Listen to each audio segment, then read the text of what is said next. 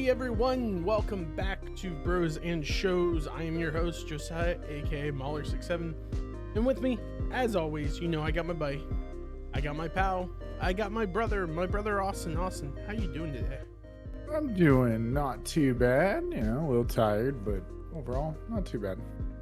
Not too bad, a little tired. Yeah. And that is how you're doing. Yeah. That's good. I think those are solid statements for most people. So Yeah. I am glad we're feeling pretty good. Awesome. What's been going on with your life, man? Anything interesting? Anything fun? How was your weekend? Oh yeah, I got to spend it with you a little bit. Oh, that and, sucks. yeah, it was awful, terrible, guys. Don't I ever believe it. spend time with family. No, we ended up coming out to Pittsburgh, Pennsylvania, and we got to see you and do our Christmas together and that, and it was a lot of fun. We went to the conservatory. I think it's Phipps Conservatory. Conservatory. Yep. Conservatory. Yep. We Whereas couple Mom other kept things. calling it Phipps Reformatory. It's reformatory. You gotta reform those plants, man. Yeah, those You have to plants stop are. them from being man-eaters. Yeah. But yeah, it was fun. We had a lot of fun. Me and my wife came out, and she had a lot of fun. She was, we haven't done a Pittsburgh trip. We had her. Excuse me. At least like 3 or 4 years, I think it was, since like me and her have came out. It's been a bit. Yeah, because most of the time I just come out, because I'm just seeing you, really, and my buddy Seth. So, it was kind of nice seeing, and it was great for my mom because it was her first vacation in a long time because she's been, like, dealing with, like, all of her, knees and all that stuff, like, all of her. And so it was really nice for her to come out and, just hang out, pretty much. It was great. I had a lot of fun. I got to see you, and then pretty much came home. And after we came home, I slept for, I think, like 3 hours because I was so tired because the king-size beds that were at the hotel were not comfortable, and I actually complained to the hotel staff about it. So They're just like, who cares, man? It's our job. Like, we I care. don't know, we'll see. Get in touch with the owner. Yeah. But overall, it was, sorry. Yeah, It no, was I a believe lot it. of fun. I just been going through a lot of preparing for school and everything like that. My first day back is Friday, Mhm. and then plus on top of that, all these people at work are dealing with sickness, and my wife's dealing with the sickness, and like, it's just everyone's just tired, trying to get sleep, and I just haven't been getting good sleep right now. So yeah. So yeah. How was your weekend kind of And thing? it sucked. Like, family came into town. I was like, oh gosh, gotta deal with these people. Yeah. They canceled on me on the Friday night, so I had to basically stay in all night, just play games all night, which was fine with me. I was going to do that anyways, but I thought something. And then Saturday was pretty good. Spent out most of the night. Got home. I don't think I stayed up Saturday. And then Sunday, plans got canceled again, so I just kind of slept all day until around 7 o'clock, and me and my roommate Blake went over to our friend Jay's home to go to her New Year's Eve party. They bought one of these, like, I'm sure you may have seen them on TikTok, but they're like little stone ovens to make like miniature pizzas. Yeah. And they made like 40 different miniature pizzas for everyone to try and everything. It was really good. The one thing that Jay said that he didn't like, which, side note, there's 2 Jays. There's female Jay and male Jay. But what male Jay, or husband Jay as we call it, just to make it easier whenever we're discussing it with people, what he hated about the oven is that the heat doesn't really hit the bottom, it goes around it. And so that causes the top of the pizza to get burned quickly. And then the bottom of the pizza doesn't get full. It gets cooked, but then like the bread doesn't get cooked as much. So he's trying to figure a way to balance that out and everything. And I still liked it. I thought it was good. Played a bunch of different games. Hung out until like 2 to 3:30 in the morning, then got Uber back, and that was based on my weekend. And then on Monday, since I had Monday off, I slept in, and then woke up and played Baldur's Gate for most of the day. So Man, I pretty would solid love. game. I would love to be. I would love to have days off like that. Oh yeah. I mean, hey man, yeah, bank job. They have to give you those days off because Well, they'd be sooner or wasting later, money if they are. when I become a teacher, that will happen. Like they'll have those days off. No, You you know. won't have days off. They'll just say like, oh, you get summer off, so you don't get days off. Which, to be fair, that's pretty sweet. I would love the ability to just have like a whole 2 to 3 months off at every year. Just be like, yeah, no, all my vacation during this time because I have it all, and then Yep. purposely like do other things to get additional leave for whatever reasons. Like, oh, got a little sick. Better take some days off. Yep. But that's the beautiful thing about being single and not having to worry about such things as like caring for your kid if they murder someone by dropping them down an elevator shaft. Speaking of which, Austin, this week we watched Only Murders in the Building, season 3, the 3rd season, which is the last season that is currently out. So season 4 has been confirmed that they are going to make season 4, which after the ending of season 3, it's pretty obvious. They kind of do this each season where it ends with another murder to kind of lure into like.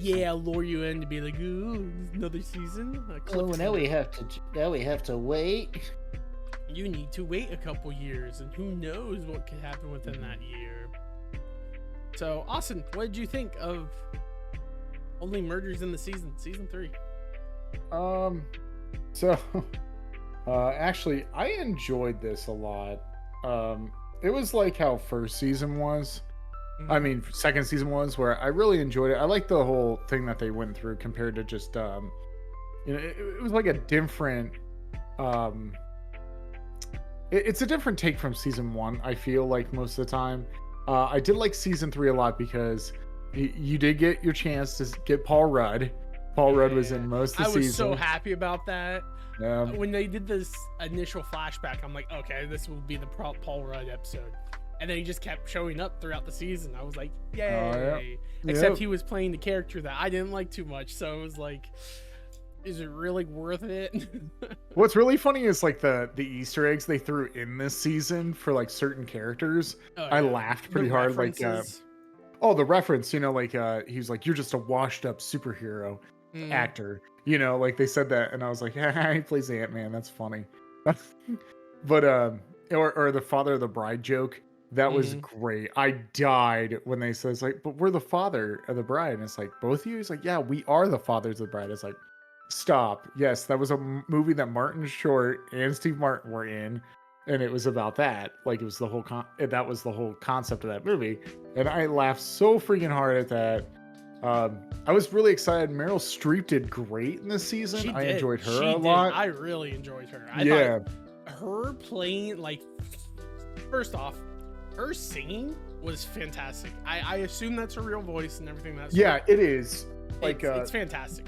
They point out the reference of her being in Mamma Mia, like one of the biggest like productions. She was like one of the main stars in Mamma Mia. Okay. So like that's why it was like the funny story about that. So yeah, it was good. That was fun. I like that they did that.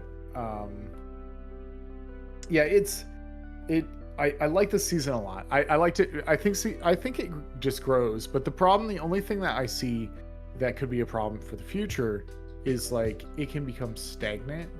Yeah. Because it's the same formula a lot of the time. Like the last 2 seasons have been the same formula in a way, where it's like we're not going to know who the killer is until the last episode, and it's going to be this big reveal. They give you hints throughout the series, but the main characters are never pursuing the proper hints. Yeah. So it's not until the last episode that they follow the correct hint to get them to the killer. But there's plenty of hints throughout it to kind of like make you think about that, Yeah. Because that's the funny thing, right? I caught on to who the killer was. I think it was episode 3 or 4. All because of a single phrase that was said, and it was done twice. I will say it's funny because in the end, the person was the killer, but not for the reason I thought. So I figured it was the producer son, because the woman said in the thing, it's like, it doesn't sing to me, right? And then the poisoning happens, and then he gets killed, and it suddenly becomes a musical, and the son's like, yes, it has to be a musical, and he forces it in and everything. You find out he has this whole like big thing about musicals. My brain's like, I think he killed him to get it to become a musical or something like that. Yeah. And I thought like he did it to like change the play, like, you're ruining this play, you're the issue, and he killed him. Well, and that wasn't it. But yeah, he was the murderer, just it wasn't the reason why I thought it was, and they caught me off guard with that. Yeah, and the thing is like, I got the first one right of like who poisoned him. I got that right after the Meryl Streep episode where she notices her puking. Because after she pukes in the toilet, I was like, she's sick. I was like, that woman is sick. Like, she's not just normal puking. I was like, it's between a psychological problem or a health problem. And I was like, it's probably a health problem. I was like, huh. I was like, here's the thing, is we haven't seen a killer yet that will kill because they have nothing to lose because they're dying. Yeah. So I kind of like put it in the back of my head of like, I think she's it, because they don't really count on her. But how subtle it was trying to be with it, because she was weird.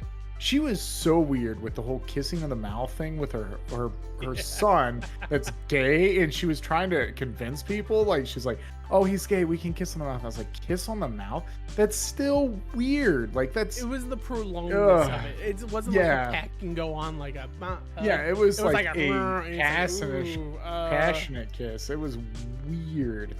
So like then this. after that happened, I was like, this person is just, you know, and the first thing that she says is like, the first thing that she says in the first episode after Ben gets poisoned is she's like, where's she tries to point blame at Meryl Streep's character right away. She was like, oh, where's this girl? And it's like, oh, she's in the back, she's fine. And I was like, they're trying to divert me from that question that woman is completely targeting the other woman because she needs an alibi. I did not expect the boy to be the one that killed Ben until probably at the end, the beginning of the episode of like the last episode, where she was like, I didn't throw him off the elevator shaft. When she said that, I was like, ooh.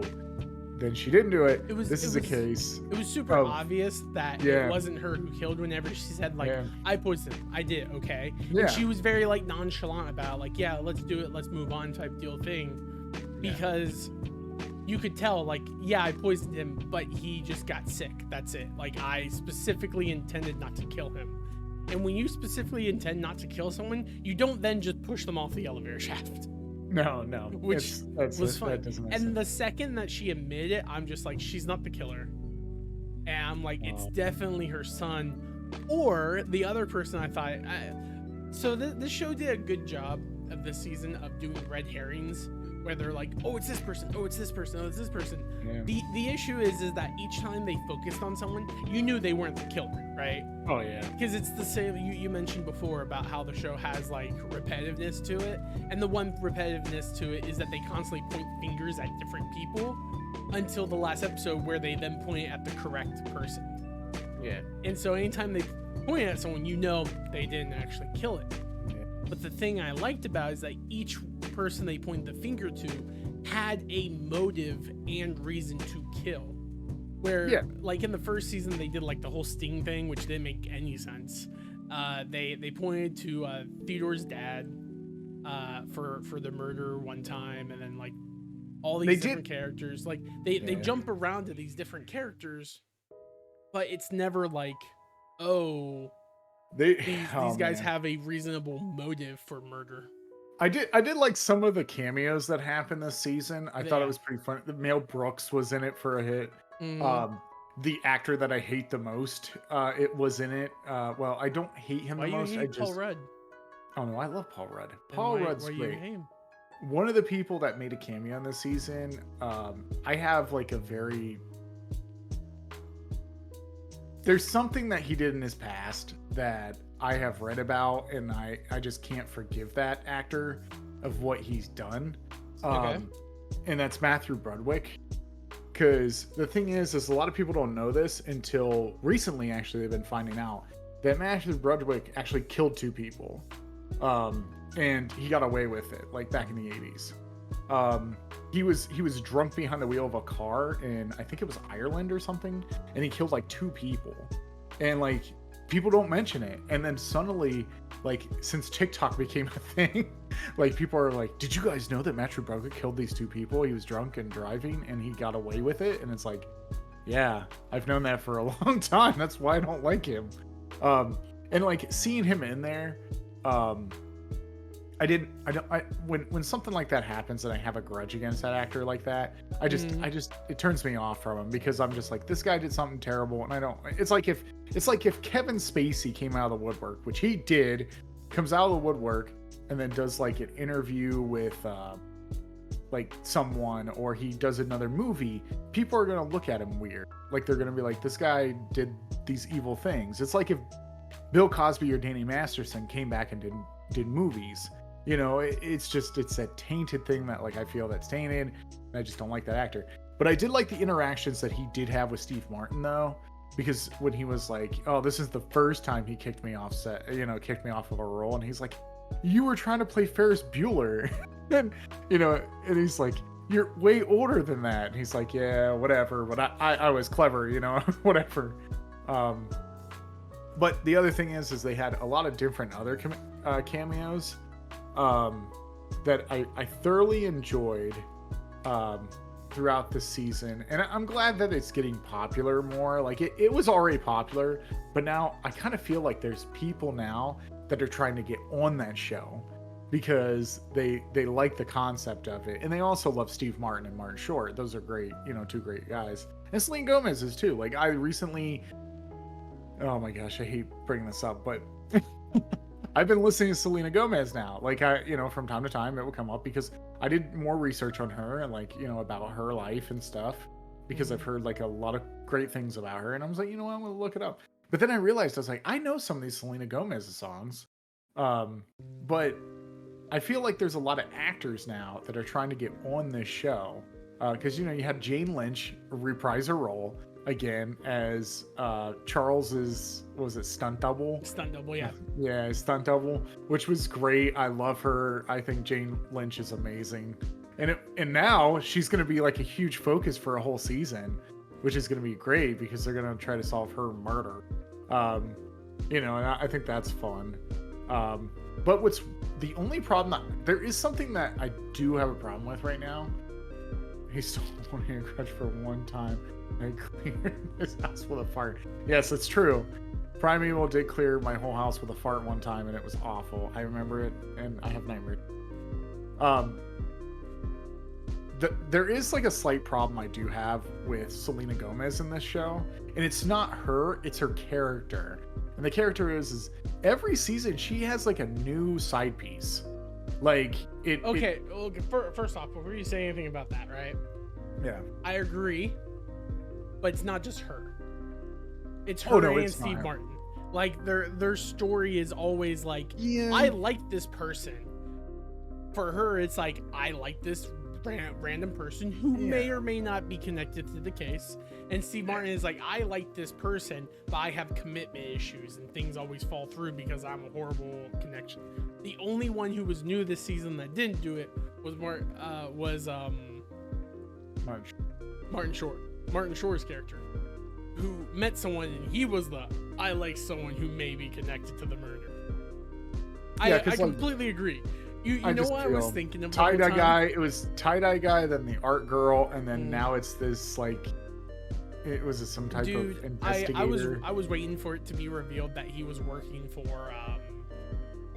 the podcast woman. Oh, Tina Fey. Yeah, because she yeah. tried pitching the whole like Blay Mabel thing, and then he gives her the picture of Blay Mabel for her, and I was like, are we going to learn here soon that he was hired by her to convince her to do this podcast, so that way she could then and he's like taking all the audio and he's stealing it and uploading it for another podcast ran by her, so she can basically release episodes earlier than them, get the scoop. There was all this stuff I thought, but they didn't do it. I think that you might be onto something there, because I actually thought that too, and I think it's still going on, but I think it's him giving information into Tina Fey about Mabel, because she's going to make a podcast about Mabel.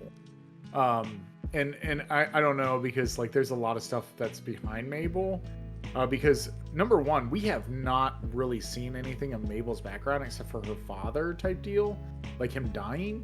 They didn't really reveal what her aunt was, or her mom, or anything like that. And I think that they're going to dive into that, because they've already dove in the other ones. Martin Short and Steve Martin's dad and stuff like that. But, I think that they'll dive into that. I don't see Martin Short still having a relationship with Meryl Streep next season unless they pay her to stay. Because Meryl Streep, to me, I think is still pretty expensive, because she's one of the big stars. But I don't know. I think she does Broadway more now. Okay. But the thing is I think that I'll be a little upset is if Mabel's boyfriend goes away and they bring in another love interest. I'll be like, stop, just quit doing that. And the thing is sooner or later that formula is going to get boring to some people. The comedy's still it's already there. over. It is overdone. Yeah. They should have stopped after season 2. I thought the girlfriend was going to still be the art girl. Granted, at the end of the season, I don't think they didn't make up at the end.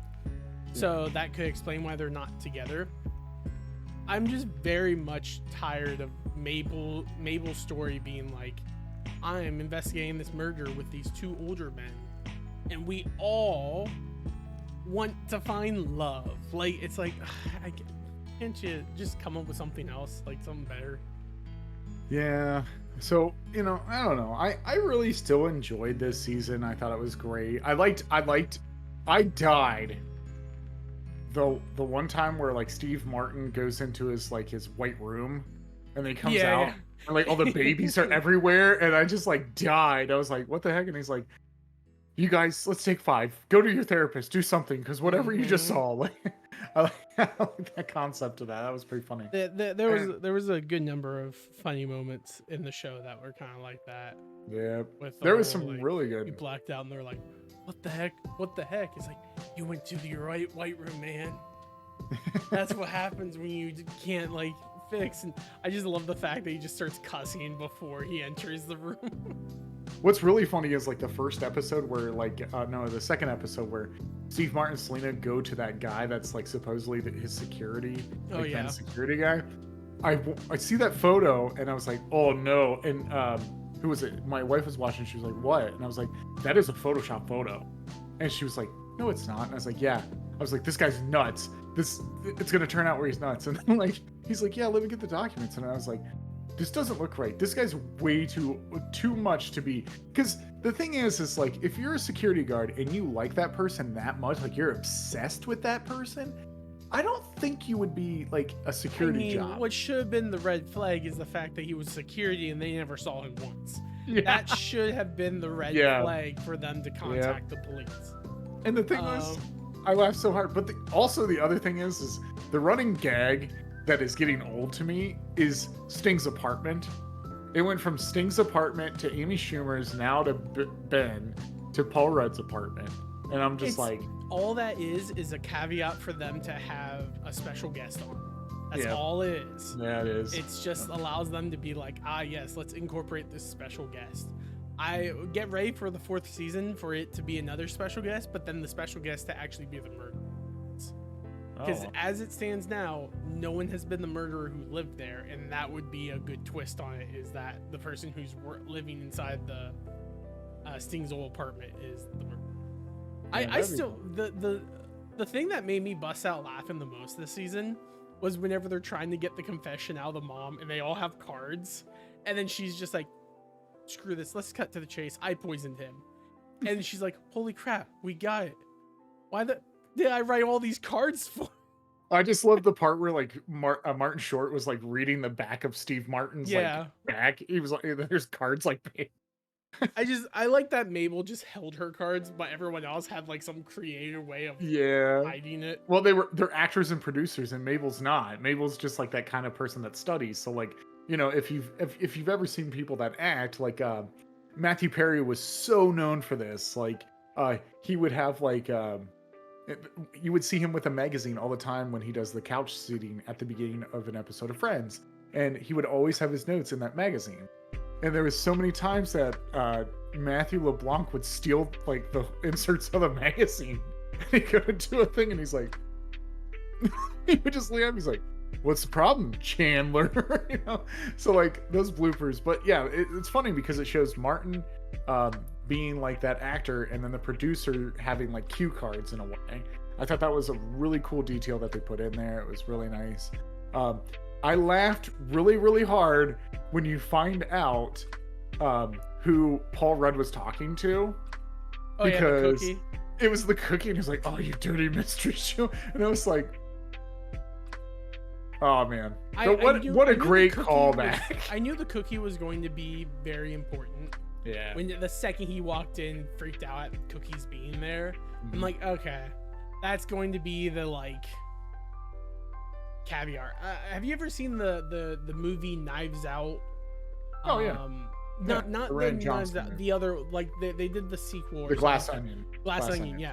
You've seen that one? Yeah. So whenever I was watching with friends, I instantly catched who was going to die instantly. Oh, yeah. Because in the very first thing, they're all talking about what they can have, and then the guy who plays Batista's like, except pineapple. I don't do pineapple. And I instantly went like, he's going to die of pineapple. Like someone's going to poison with pineapple. And my friend who was sitting next to me was like, where you get that idea? I'm like, you don't throw a small thing in casual conversation like that in a murder mystery. That is them trying to sneak something past you, so that way they can then revert to it later. To be like, oh, see, it was there the whole time. Oh, you should have known. But because that's the same thing, right? That's what cued me in on the Sun, was then them mentioning Sing. And then of all the people on the show, who was the person who had the biggest like inkling to sing? The kid, where he apparently stress sung. And that's what pointed me towards him. Granted, we'll say, not for any of the reasons I thought. Like, their reasoning for stuff threw me out. I will say, I laugh. The second season, I remember saying in our podcast that I was getting strong vibes of a mother protecting her child, and it was a theme throughout the whole season, like a parental protecting their child. And I'm like, yeah, I thought the killer was going to be like the mother or father protecting the child and hope to do it, but then it was Poppy, and that's like whatever. And then in this season, that's 100% what it was. And there were so many there were so many parallels to it with Meryl Streep. What's her the actual mother willing to like go Donna. for, like both of them basically were willing to go to jail for their kid, essentially. Yeah, and I like the twist that they had with the Meryl Streep and her son. Yeah.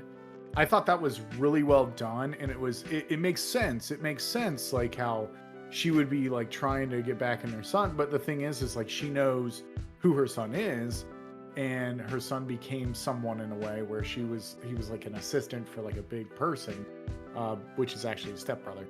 I thought that was really well done. At the beginning though, when I saw Meryl Streep like going on about how like she got pregnant and then left, I was like, it's Mabel, it's Meryl Streep's Oh, I daughter is instantly knew. Mabel. I And then I was like, instantly knew. oh wait, no, that would be it would be the Paul Rudd. Okay. The second that episode aired, I knew it was who it was, because earlier he mentioned how he was adopted whenever Mabel talked to him.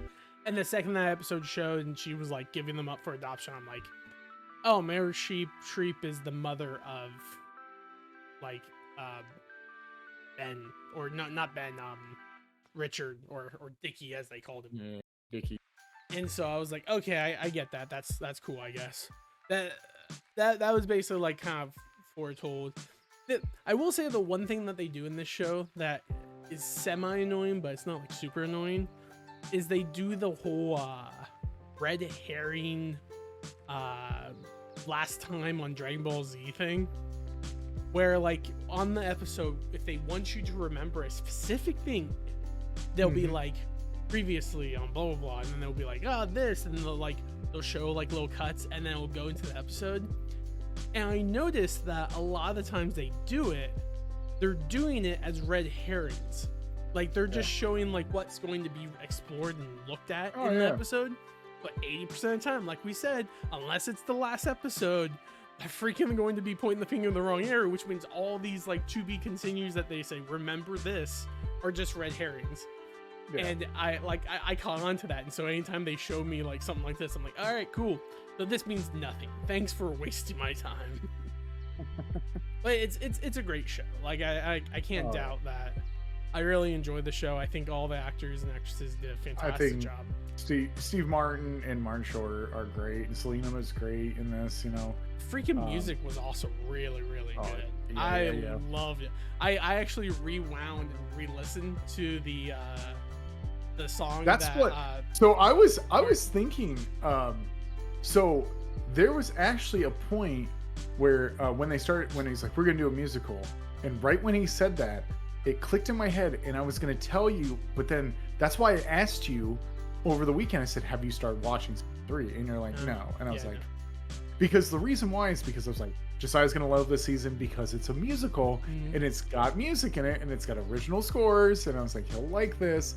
Now, I didn't know this, but the song that Meryl Streep sings about this lighthouses, you know, that's a TikTok meme. I didn't know that. And then like when I heard her sing that, I was like, where have I heard that? And I looked it up and I was like, oh, this was a year ago where this was like a TikTok thing. I was like, I remember this song. And it was like about like their child or something, people's children's lighthouse. And I was like, oh, okay, that's where I've heard it. I was like, I've heard that song before. But I know how much you love music. It's kind of like a lot of people, you know, some people don't like musical stuff. They just don't like episodes of music.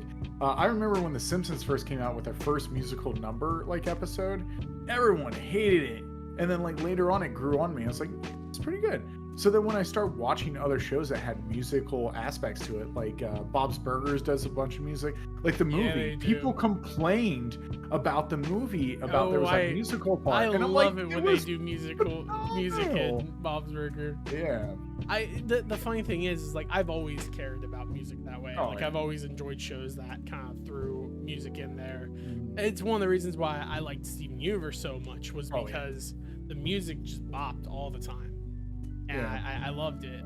And it was even the same thing with what was it called, Futurama. Like one of my favorite episodes of Futurama is the one where Fry and Leela go to Robot Hell, and there's the whole musical number with the hands. Robot Hell. Yeah. No, not that episode. The episode where they gotta get Bender back from Hell because he became a follower of the robot Jesus and then started doing electricity. He got thrown to hell. The greatest thing is too is that they I was seeing it, they got like producers of actual like Broadway hits to write the music for this episode. I saw that, and it's noticeable. You're like, this is a pretty good hit. And the thing is if anyone knows Broadway, like you know, I know a lot of history of Broadway, so there's a lot of great songs that have came out of Broadway that people instantly recognize, you know, because they're like, oh, that's from Broadway. like one of the biggest one is 5,029,600 minutes. I didn't know that was from musical until I was in That's college. Yeah, it's called Rent. Rent was one of the Before that- biggest Broadway productions. Before me, that You know, that was just a song that the freaking choir kids sang every Yeah. single year without fail, and I was like, okay, like Rent. yeah. There's Whatever just that means. there's so much music. Like music can tie to things, and then people hear it in their head, and they're like, "This is from this." Like every time I hear "Let's do the time warp again," most people just think of the song, but like I think of Rocky Horror Picture Show. And that's what's Yeah. great about like how certain choreograph and productions can work like that. And the music in this was silly because it's a silly concept, but I actually thoroughly enjoyed the concept of it. I'm a sucker for noir stuff. Like I'm a huge sucker for noir stuff. And so like when it's kind of like the detective noir thing, I always loved it. I think that actually spawns from like Who Framed Roger Rabbit for me, because I loved Who Framed Roger Rabbit so much growing up. Which is, I didn't know if you knew this, but did you know that there's some kids that watched two movies that were animation and real life people, but some people watched Who Framed Roger Rabbit and the other movies with Brad Pitt called Cool World.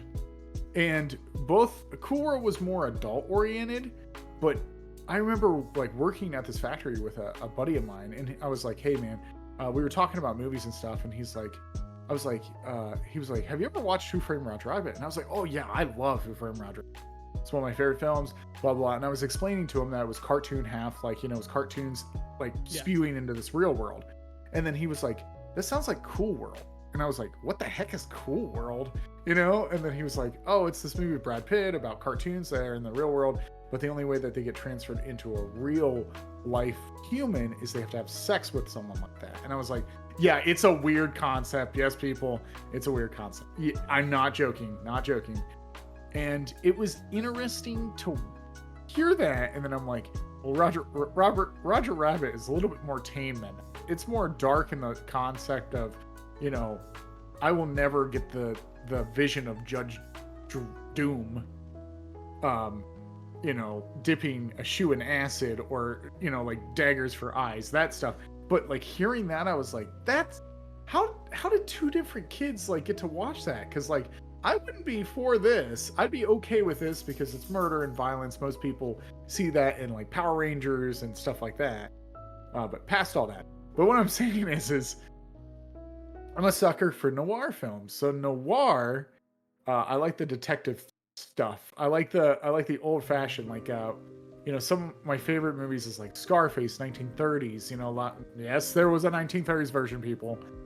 George Raft is like one of the best gangster film guys ever. Casablanca, stuff like that. Paper Moon. I like noir films. So when this came out and I saw Paul Rudd in like this noir costume, I was like, I'm already sold. I'm sold on it. And then I started listening about like this baby thing. Like, like these toddlers, one of them have killed someone. And I'm like, a toddler? Like, really? But then I realized I was like, that's not so far-fetched, because back then there's a lot of old-fashioned movies that were kind of like that, where it was goofy. The concept was goofy because it's film, it's just art. It doesn't mean to be realistic. And that's the thing that like I press on people a lot, and I'm glad that the show tackled, is not everything needs to be so serious about certain films or movies, that it can be goofy but practical in a way. Like, I think the comedy's really well done this season a lot. There's some puns, I get that, but I think that this character development that they have through each season for each of the characters is really well written. Steve Martin and his whole character development of him like dealing with, a killer girlfriend. He was alone. And did you notice that he didn't have a nosebleed this season? Mm-hmm. Yeah, I didn't notice that until like not even 2 seconds ago. I was like, oh yeah, he never bled his nose. Nope. That's why I was so confused whenever he was singing the song and nothing happened like that. Yeah. I thought they were going to do something with that, but they didn't. And so I was like, did they forget? Like, is this one of those Dave and Benioff situations where they just kind of forgot that something exists? then the White Room thing, like I enjoyed that character development of him like going to a place because he was so like freaked out. You know, he didn't know what to do. But the build up for that, I love the build up to when he finally sings the song, like in the practice and the rehearsal, and I was like, oh my gosh, I love Steve Martin. Like, I love Steve Martin. His music, I love too. Like, I think that everything was well done this season. It was interesting to see the take on like a musical now and having musical numbers, but it's Steve Martin. What do you expect? I want him to do that. So, but yeah, sorry about my huge rant, guys. It was ridiculous and went everywhere and everywhere around, but it's fine. We're back. You took us on an adventure right there. Yeah, we did. I was like, I'm like, man, we went all over the place. I'm just gonna let you go and just listen. And here's a whole tangent, guys. Yeah. This is what happens. It was good. That's the thing. Like that's what the show kind of does. Is it kind of drives you to think and draw into that type of stuff. Especially when it comes to like Selena Gomez. I did like the fact that Selena was just trying to like figure out what the heck she's supposed to do with her life at 30 years old, which I laugh at because I'm like, yeah, no, I feel you, girl. Yeah. We're basically the same age, I guess. I didn't know that, but no, I did like how Howard, well, no, I don't like, but yeah, at the same time, I like the character, so I get it. How Howard never gets anything, and he keeps trying to do stuff, and it's just like, you're a failure, dude. It's like, I can do this. This is what I do. He starts putting all those papers together, and he's like, it means nothing. Or like the ending when like, you know, he's like, your star, he's not going to be on. And he's like, all right. And he's like, but you should someone know who someone knows that's the like line. this. Like, are you telling me what I think you're telling me? Yes. Yes. And then it's him. I was like, short. I knew that was going Yep. to be. That was, I knew it was going to be like that. Yeah. poor guy. Never getting Poor a break. Howard. But Yeah. one of these days, he's going to be the actual killer. Like, I'm waiting for him to be the actual killer, or like it to be revealed like Sting was a killer and Sting killed someone. It's just a matter of time before they do something like that. Yeah, it was interesting that they didn't have some of the characters from last season show up as much. You know, like Nina wasn't in this season. Some of the people from the Arcadia or whatever the thing. Arcadia. Arcadia. They didn't have a lot of those characters because also too is they kind of like shrink the cast a little bit, and I think that's because they got more star power to come in. Side note, did you know what happened yesterday with this show? Nope. This came out on ABC at 9 p.m. First time, season 1. The first episode aired last night on ABC. Okay. So instead of being on Hulu, it's now on ABC too. So like now more people can watch it. And I think what you're going, that's a good move for a show like this, because Steve Martin and Martin Short, them being like